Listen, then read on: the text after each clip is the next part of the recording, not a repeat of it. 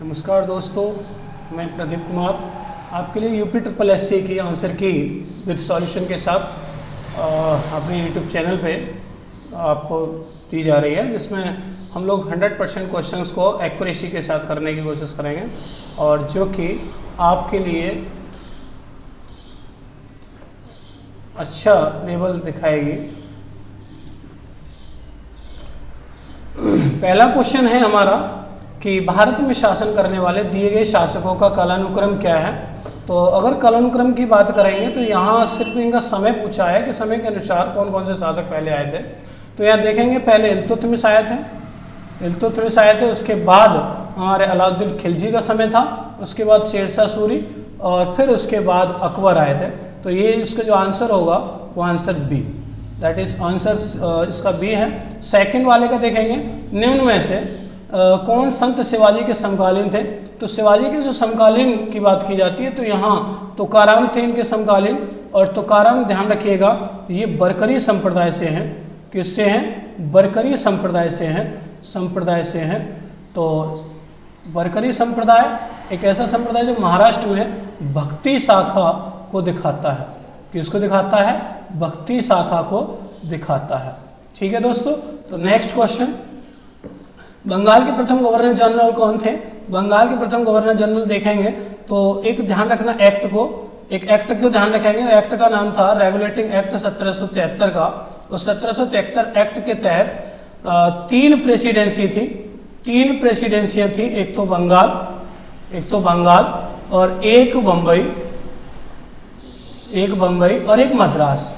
ये प्रेसिडेंसियां थी और इन प्रेसिडेंसियों को दोनों प्रेसिडेंसियों को बंगाल के अधीन करके इसका जो गवर्नर जनरल बनाया गया वो वॉरेन हेस्टिंग था। तो इसका आंसर बी होगा।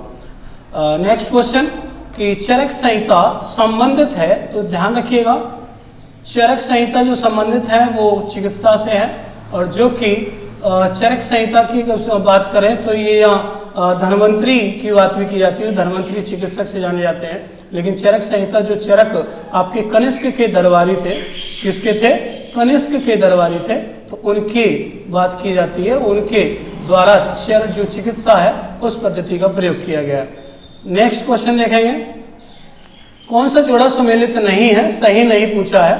तो कौन सा जोड़ा सही नहीं, ध्यान रखेंगे BC में 261 BC में यहाँ पर 261 BC की बात करें तो यहाँ कलिंग युद्ध जो कि अशोक और कलिंग के बीच हुआ था। जहाँ कलिंग की जो स्थान की बात की जाए तो उड़ीसा इस कलिंग वाला स्थान है।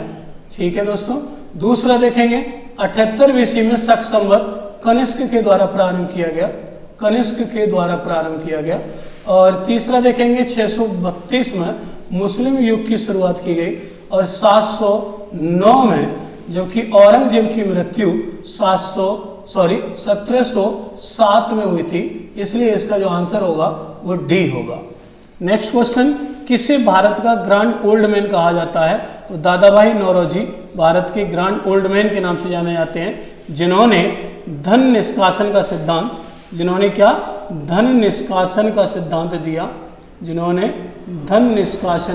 सिद्धांत दिया, और जो कि भारत से धन के प्रवाह को रोके जाने की बात इन्होंने अपनी एक पुस्तक जिसका नाम था the poverty un British rule in India में किया गया है। ब्रिटिश रूल इन इंडिया में किया गया है। तो इसका आंसर ए होगा। नेक्स्ट क्वेश्चन कि सन 1915-16 में किसके नेतृत्व में 2 होम रूल लीग शुरू किए गए। तो ध्यान रखिएगा पहला होम रूल लीग शुरू करने का काम तिलक महोदय का था, और दूसरा होम रूल शुरू किया गया था एनी बेसेंट द्वारा। तो इसका जो आंसर होगा, answer is correct A. Answer क्या होगा इसका? ए आंसर होगा, जो कि तिलक के द्वारा अप्रैल में इसको शुरू किया गया और एनी बेसेंट द्वारा इसको सितंबर में शुरू किया गया। ये आपको ध्यान रखना है। नेक्स्ट क्वेश्चन 8वां, इसमें देखेंगे कि इसमें देखा है कि मिलान करने की बात कही है। तो देखेंगे ब्रह्म समाज जो कि राजा राम मोहन राय की थे, रामकृष्ण मिशन स्वामी विवेकानंद और आर्य समाज आपके दयानंद सरस्वती से थे, और सत्य शोधक समाज ज्योतिबा फूले। जिसमें जो आंसर करेक्ट होगा हम देखें ए का सी ए का 3 है और बी का 2 है, ए का 3 और बी का 2, ये आंसर होगा डी। और इसमें सी का देख लेंगे एक बार, सी का क्या होगा, आर्य समाज, जिसमें सॉरी इसमें आंसर जो होगा आपका सी होगा। ठीक है, इसमें एक बार चेक कर लेंगे, जैसे मैंने लगाया उसको देख के, तो इसका आंसर सी होगा। नेक्स्ट देखेंगे, करो या मरो का जो नारा है, वो करो या मरो का नारा आप लोगों को पता होना चाहिए कि जब एक भारत छोड़ो आंदोलन प्रारंभ किया गया, तो भारत छोड़ो आंदोलन में महात्मा गांधी जी द्वारा 1942 में ये करो या मरो का नारा दिया गया, जिसमें कहा गया कि या तो स्वतंत्रता प्राप्त कर लो या फिर उसके क्रम में अपने आप को नछावर कर दो। ये कहने का इनका उद्देश्य रहा था। जब सुभाष चंद्र बोस, अगला क्वेश्चन है, जब सुभाष चंद्र बोस ने भारतीय राष्ट्रीय कांग्रेस के अध्यक्ष पद से इस्तीफा दिया, तो इस पद का प्रस्ताव किसे दिया गया? तो ध्यान रखिएगा, ये 1938 का एक कांग्रेस अधिवेशन हुआ हरिपुरा में, 1938 का हुआ था हरिपुरा में। और हरिपुरा ये पड़ता है आपका गुजरात, ध्यान रखना है। और नेक्स्ट दूसरा एक हुआ 1939 में, ये है त्रिपुरी अधिवेशन। इसी त्रिपुरी में राजेंद्र प्रसाद, जो राजेंद्र प्रसाद थे वो जो सुभाष चंद्र बोस है उसके बाद अध्यक्ष पद संभाला था, क्योंकि सुभाष चंद्र बोस ने इस पद से त्यागपत्र दे दिया। उसका रीजन रहे महात्मा गांधी के द्वारा खड़े किए गए पट्टाभी सीतारामैया, जो कि हार गए थे, उनकी वजह से सुभाष चंद्र बोस ने इसका त्यागपत्र दिया था। अगला क्वेश्चन, सलाल पन बिजली परियोजना किस नदी पर है? तो ध्यान रखेंगे, ये चिनाब नदी पर है। सलाल पन बिजली परियोजना चिनाब नदी पर है, और चिनाब नदी तुम्हारे हिमाचल से इसका उद्गम है, और ये सिंधु की सहायक नदी है, सिंधु की सहायक नदी है, और सिंधु नदी तंत्र की इन नदियों में आती है। अगला क्वेश्चन, बसंत विषुव होता है। बसंत विषुव का मतलब समझिएगा कि बसंत विषुव और एक होता है शरद विषुव। अगर हम बात करें बसंत विषुव की, तो बसंत विषुव जो आएगा वो 21 मार्च आएगा। और शरद और विषुव की बात करें, शरद विषुव की, तो शरद विषुव जो आएगा वो क्या आएगा, 23 सितंबर। तो इसमें पूछा क्या गया वो हम देख लेंगे। इसमें पूछा बसंत विषुव, तो इसका आंसर होगा 21 मार्च।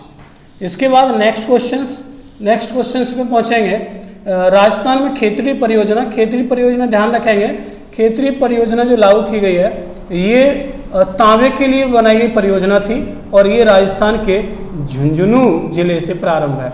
और नेक्स्ट क्वेश्चन, काजीरंगा राष्ट्रीय उद्यान, ये आपको पता है कि असम में है, जो एक सींग के गैंडे के लिए प्रसिद्ध है। नेक्स्ट क्वेश्चन, निम्नलिखित में से कौन सी हिमालयी नदी तंत्र की नदियां नहीं है? तो मैंने आपको पढ़ा रखा है कि हिमालयी नदी तंत्र और एक प्रायद्वीपीय नदी तंत्र। तो हिमालयी नदी तंत्र की नदी की अगर हम बात करें, चर्चा करें यहाँ, तो हिमालयी नदी तंत्र में 3 नदी तंत्र आते हैं, एक सिंधु नदी तंत्र, एक गंगा नदी तंत्र और एक ब्रह्मपुत्र नदी तंत्र। तो हिमालयी नदी तंत्र में ध्यान रखेंगे गंगा नदी और ब्रह्मपुत्र नदी, ये नदियां हैं। बाकी इसका जो आंसर होगा 2 और 3, इसका आंसर बी। बैंक दर का अर्थ, बैंक दर क्या है? तो बैंक दर के लिए हम देखेंगे देश के केंद्रीय बैंक द्वारा ली जाने वाली आधिकारिक ब्याज, ये ध्यान रखेंगे। और बैंक दर को अलग तरीके से इस समय दिखाया जा रहा है, जैसे RR है, RRR है, ठीक है, और एक CRR होती है, तो एक SLR होती है, और एक बैंक रेट होती है। तो ये प्रेजेंट में कुछ रेटों का अलग अलग चलता है, जिसमें 4% ये है और 3.35% ये है, CRR इसमें 4% है, और SLR 18% है। तो ये आपको ध्यान रखना है। BR 4.25% है, तो ये भी आपको ध्यान रखना है। अगला नेक्स्ट क्वेश्चन देखेंगे, यदि RBI नगद कोष अनुपात को घटा दे, नगद कोष अनुपात का मतलब समझिएगा, जो अभी मैंने पिछले क्वेश्चन पे आपको बताया कि नगद कोष अनुपात का मतलब है CRR। क्या मतलब है इसका? CRR। अगर CR को घटा दे, CRR को, तो इसका मतलब है कि साख सर्जन की स्थिति पर बढ़त की असर पड़ेगा, और ये इसका आंसर सी होगा। नेक्स्ट क्वेश्चन, इनमें से किस प्रकार की अर्थव्यवस्था में संसाधनों पर निजी अधिकार होते हैं और आर्थिक गतिविधियों का मुख्य उद्देश्य लाभ अर्जित होता है? जिसमें पूंजीवादी, ये ध्यान रखना है, पूंजीवादी 3 चरण हैं इसके, एक पूंजीवादी और एक होती है आपकी समाजवादी और एक होती है आपकी व्यवस्था, इसको कहते हैं मिश्रित। तो ये बात ध्यान रखनी है कि पूंजीवादी मैक्सिमम लाभ और न्यूनतम सोशल वेलफेयर एंड समाजवादी न्यूनतम लाभ और सोशल वेलफेयर मैक्सिमम की बात करती है। तो इसका आंसर ये हो जाएगा। नेक्स्ट क्वेश्चन, 100 रुपये के नोट पर किसके हस्ताक्षर होते हैं? तो 100 रुपये के नोट के हस्ताक्षर की चर्चा करें तो ध्यान रखिएगा आरबीआई का गवर्नर 100 रुपये के नोट पर हस्ताक्षर करता है। अगला क्वेश्चन, फेमा। फेमा के बारे में ध्यान रखें कि ये 1999 में आया हुआ एक एक्ट था और एक्ट की लाने की कारण था कि यहाँ फाइनेंस को मैनेजमेंट करना फॉरेन एक्सचेंज मैनेजमेंट एक्ट, तो इसकी फुल फॉर्म होगी। अगला, भारत के संविधान में जन स्वास्थ्य एवं स्वच्छता किसमें शामिल है? तो यह क्वेश्चन का जो आंसर होगा, ध्यान रखें इस सूची से क्वेश्चन है तो सूची इसकी होगी राज्य सूची। सब सूची क्या होगी? राज्य सूची, that means a answer. Bharat Panchayati Raj व्यवस्था के अंतर्गत रखी गई, पंचायत राज व्यवस्था किसके अंतर्गत रखी गई? तो ये सी होगा और जो कि आर्टिकल कौन सा है? 40 है। अगला क्वेश्चंस, अगले क्वेश्चंस की तरफ चलते हैं तो ध्यान रखिएगा। अगला क्वेश्चन आता है आपका शिक्षा का अधिकार एक मौलिक अधिकार है, मैंने पढ़ा रखा है तो ध्यान रखिएगा आर्टिकल 21 के ए शिक्षा के मौलिक अधिकार की बात करता है, जो कि 86वां संविधान संशोधन 2002 के द्वारा जोड़ा गया। ठीक है दोस्तों, अगला क्वेश्चन देखेंगे, निम्नलिखित में से किसे ने संविधान सभा में उद्देश्य प्रस्ताव प्रस्तुत किया? तो जवाहरलाल नेहरू। ये उद्देश्य का प्रस्ताव 11 दिसंबर 1940 को प्रस्तुत किया गया और इसे पारित 22 जनवरी 1947 को किया गया। ठीक है, अगला क्वेश्चन, भारतीय संविधान के किस अनुच्छेद में अल्पसंख्यकों के हित की बात करते हैं? तो ध्यान रखिएगा फंडामेंटल का ये फंडामेंटल राइट्स है, अनुच्छेद 29 इसमें कहा गया है कि अल्पसंख्यकों के हितों के संरक्षण की बात है। ठोस चालक में धारा प्रवाह होते हैं, इसमें मुक्त इलेक्ट्रॉन होगा तब धारा प्रवाहित होते हैं, इसमें मुक्त इलेक्ट्रॉन की चर्चा है। अगला क्वेश्चन, प्रकाश वर्ष किसके मापन की इकाई है? प्रकाश वर्ष जो होगी वो एक वर्ष में निर्वात प्रकाश द्वारा चली गई दूरी, ये प्रकाश वर्ष मापन की इकाई, इसका आंसर होगा सी। इसका आंसर क्या होगा? सी। इसके बाद ब्लीचिंग पाउडर का रासायनिक सूत्र ध्यान रखेंगे, कैल्शियम ऑक्सीक्लोराइड COCl2, इसका आंसर होगा। 18 कैरेट सोने का प्रतिशत ध्यान रखेंगे, 18 कैरेट सोने का प्रतिशत जो होगा वो प्रतिशत होगा इसका बी आंसर 75%। आप ऐसे निकाल सकते हैं कि जो 18 है वो 24 का कितना परसेंट है, तो ये जो आंसर आएगा वो आंसर 75% आएगा। ऐसे ही हम सभी कैरेट के लिए निकाल सकते हैं। संतरे में बहुतायत में पाया जाता है विटामिन सी। अगला क्वेश्चन, निम्न में से किस शहर में लाइट परियोजना? तो लाइट परियोजना ध्यान रखिए नहीं चालू की गई तो वहां क्रियान्वयन ना हुआ, तो ये कहाँ क्वेश्चन था? ये था आपका पटना का, जिसमें तीनों में किया गया, पटना में नहीं किया गया। इसमें से 6 राज्यों में ये व्यवस्था प्रारंभ की गई है, जिसमें से पटना इसमें नहीं है। भारत कौन सी दूरसंचार कंपनी विश्व की 5वीं बनी है? तो जियो रिलायंस ये 5वीं मजबूत ब्रांड है। बोल्ड परियोजना ध्यान रखेंगे, राजस्थान की एक परियोजना है, राजस्थान के उदयपुर से इसको प्रारंभ किया गया। कहाँ से प्रारंभ किया गया है? राजस्थान के उदयपुर से। तो ये बोल्ड परियोजना जो कि बांस के उत्पादन को करने के लिए की गई है। अगला, कोवैक्स जो वैक्सीन है, कोवैक्स के नाम से योजना चली है, उसके तहत मुफ्त वैक्सीन पाने वाला पहला देश घाना, जिसकी कैपिटल अक्रा है। इसकी कैपिटल क्या है? अक्रा है, जो अफ्रीका कॉन्टिनेंट से है। अगला देखेंगे, नेक्स्ट क्वेश्चन, अंतरिक्ष में जाने वाले भारतीय मूल की दूसरी महिला अंतरिक्ष यात्री। तो अंतरिक्ष में जाने वाली दूसरी महिला अंतरिक्ष यात्री, तो इसका नाम है श्रीषा बांदला। अगला क्वेश्चन, उस भारतीय पहलवान का नाम जिसने हाल ही में डोपिंग 2 साल का प्रतिबंध, तो सुमित मलिक, जिसे प्रतिबंध लगाने का काम नाडा करता है।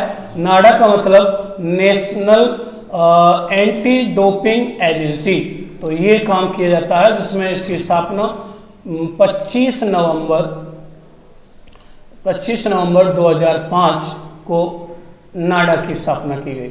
अगला क्वेश्चन, भारत का वो कौन सा प्रथम राज्य जहां end to end e cabinet, ध्यान रखिएगा हिमाचल प्रदेश ऐसा एक राज्य मात्र राज्य है जहां हिमाचल प्रदेश में ई कैबिनेट की व्यवस्था प्रारंभ की गई। किस भारतीय मंत्रालय द्वारा यूडाइस ध्यान रखना शिक्षा मंत्रालय द्वारा जारी किया गया है, जिसमें डाटा बच्चों का डाटा और शिक्षकों का डाटा भी रखा जाएगा। अगला स्मार्टफोन निर्माता वीवो के जो ब्रांड एम्बेसडर है वो अभी बनाए गए हैं, जिनका नाम है विराट कोहली। कौन है साहब? विराट कोहली। आर्टिफिशियल इंटेलिजेंस आधारित पोर्टल सोपेस काम करता है सर्वोच्च न्यायालय के लिए, जिसमें ध्यान रखिएगा एनवी रमन्ना और जो कि 48वें सीजेआई है।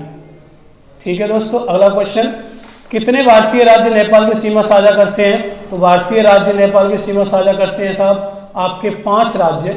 कौन से राज्य? 5 राज्य। तो इसमें आंसर ये लगा देंगे। अगला, निम्न में से कौन कोस्टा रिका की राजधानी है?